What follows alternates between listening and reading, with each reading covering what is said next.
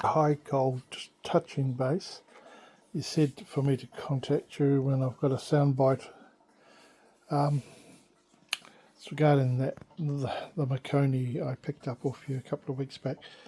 Got it going. The I just got it to a base point where that's what you do. You start them and get them working, and then you go from there and do the restoration to make sure everything's okay. Couple of points so far, just so for your information. When you tried to turn it on or to get it working, the speaker had the voice coil inside there was open, so you would never have got sound anyway. And the second thing is some of these old radios there was a period there where they put little button cell batteries, hearing aid batteries in them back in the 1930s. Sort of a 1.5 volt thing. This radio has two, one there, and there's one up. Oh, where's the other one? Yeah, there's another one. Yeah, and what they do is they set the grid bias for a couple of the valves in there. They were down to microamps. Registering after all these years, they were old, mate. Probably why this radio, I suspect, has been sitting, and I say that because it's still got sort of original Marconi valves in it. Okay, so it hasn't had a lot of use. They had a lot of time sitting gathering dust. It's going to be just as bad as it been. It's better to have it used, which is probably why the voice coil here blew. This is the speaker here, so that one there was open.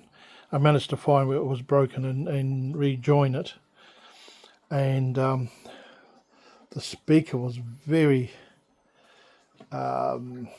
fragile. It had a lot of rips in it. You can see around the top here. I'm sorry about the focusing. You can see around the top here, around the sides, and there was a big bit of a rip in here starting to happen. Repaired. I have a way of doing it. Well, if you're interested, I can tell you at some point if you like.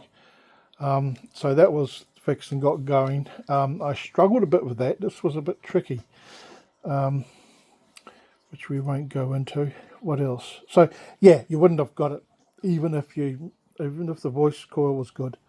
The little button cell batteries had it. So I just went down J-Car and just got some silver oxide along the same size basically, batteries and 1.5 volts, and put them in. They were in underneath, and that got it enough, and began to. I thought it was about ready. And the other thing I do before I fire up, there's two cans here. These are wet electrolytics, old as the hills. They've all been dried out. In fact, I think one of them leaked. Look at that, as they do. I cut those out of circuit before I do anything, and I tack in some replacements, just temporary, big, massive ones that are way over what you need, so that it safeguards the system and protects the power pack. Okay. And then what I did was pull the chassis, clean it up a little bit, pull to the valves, clean them up, and this is where I tested them. All came up very strong except for this one here. So this is a replacement out of my second-hand ones. That one was gone. So yeah, another reason you wouldn't have got the radio fired up. But everything is, very strong. Most of the valves are original. The only ones that aren't, this one here, that one. 3 out of the 6. Rest of them are, and one of the 6 F6s. That's not a Westinghouse, not a Marconi, but it's a Westinghouse, which is sort of, no, it's okay. But the rectifier valve and everything's Marconi. So yeah, very rare. It's excellent. Because these things sit and they gum up, things can go a little awry down in there. it was quite dusty, and this was all jammed up, of course, as you know. But I just cleaned it all up. I haven't got into there other than that. Just enough to get this working a little bit. Okay, so it's all working. I've pulled the lights off, just put them aside for cleaning, which I've done, just for a bit of fun. And then I last night got the speaker hooked in there and fired, got it going, and it didn't work. But I found I'd cocked up some wiring in there, so I've got it. While it's slightly different from what I had, I didn't read the thing properly. But anyway, that's now working. Once I figured that out. Right, volume, band sensitivity for sets for tuning, band, and the off on and tone, which is pretty standard. So I'll just give it a flick. Keep this turned down, and let's bring it up and see if she works.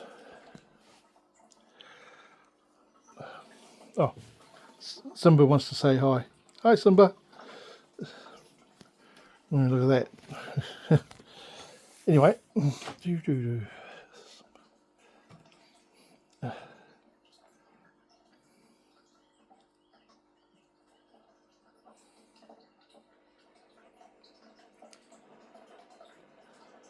there it goes. Cross raced every season since he was 2 in 1991 until he retired from the track in 1997 after winning 15 races from 40 race day starts. Cross had one shot at the Melbourne Cup in 1992. Yep, so that's not bad. She's now working. After winning the Group 1 McKinnon Stakes at Flemington, he finished second. Chris is convinced that if Shane died, the jockey bit of noise in the background. These radios don't have good shielding, so anything can interfere with them. But it's a base to start, the depth of his love for the horse, so it's working. Sounds right. A $1 million offer from the late Australian media magnate. Now, what I've got to do, I've got to glue the speaker back around the outside in properly with proper hide glue, and I've got to solder in the back properly the wires. Then I will do the proper electrical restoration. Having it working is always a plus. Once you get it working, you can go from there and get a good improve. What will I do? Well, I'm pleased you asked. All caps will be replaced that are in circuit, and I will check all resistors and check any of those. If they're out, I'll just replace them. But I'm thinking for longevity, I might just replace them anyway. So I'll just go through and systematically replace all resistors. Like for example, that one there, 325 ohm. Resistor 14, that's a good resistor to ground. So yeah, I'll just replace those. It's a 2-watter. I've got all my resistors are 2 to 5 watt anyway. What else? And the other thing I'll do is I'm going to get rid of that power cord.